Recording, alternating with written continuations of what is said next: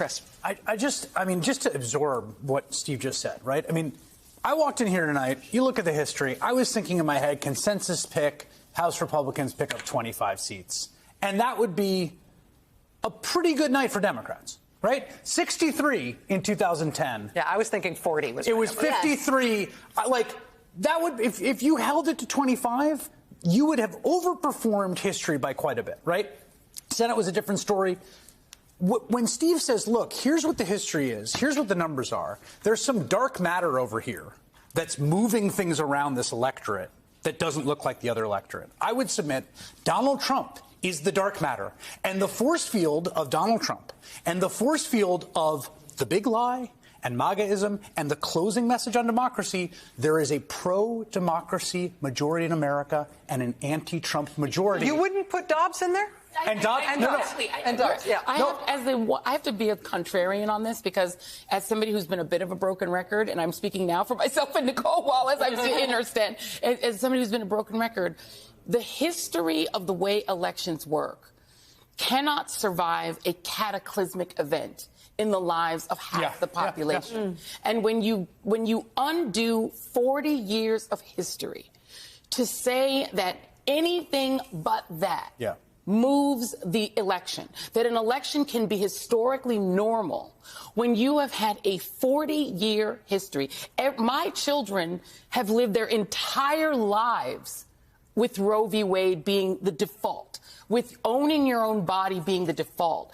I am just a little surprised that it wasn't really obvious that when you take away a fundamental right from half the population, that the history of the way things work when the president has this approval rating or that approval rating is wiped away. But the polling didn't show it. It didn't, but it wouldn't. And I don't think it can, because if you ask someone if you're in favor of abortion or not, a lot of the people that I'm talking to, that I talked to in Texas, the first person I spoke to in Texas when we got to Fort Worth was a woman who was in the bar. She was a bartender. She couldn't have been more than 22.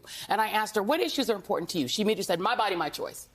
She told me that if she was, of course, she wasn't registered to vote, and then I had to lecture her and tell her how to get on our, to get on our how to register to vote. But she said if she was a voter, she would be a Republican. She was conservative. She was against abortion, and she was infuriated that the state could tell her what to do. And the thing is, what Americans react to is the idea that you find it's part of the democracy argument. Josh Shapiro merged them together, I think, in the most brilliant way, that if you don't control yourself, right, democracy, a little bit cheaper milk isn't going to change the fact that you now don't control your body. This was a freedom versus chattel argument, and I think that is what moved the electorate. There were two arguments the Democrats were centering. Democracy and abortion, right? And when you look at the polling and you look at the ads, right, the closing message in the ads, they were centering those, and they had the public on their side in both of them. And I have read 100 takes in the last 3 days about what a mistake this was. 100 takes. I've read them from Republicans. Why did you do that? I've read them from Democrats. Why would you use your awake my one moments precious that way? life? Because here's my 100. He makes all kinds of weird choices. My point being that there were pre-written obituaries landing in inboxes. There were spin cycles being written all day from every consultant about how Dem screwed up the messaging and the democracy thing was ridiculous, and you can't mow voters into voting for you because democracy is at threat, and you talk too much about abortion and people care about the price of milk.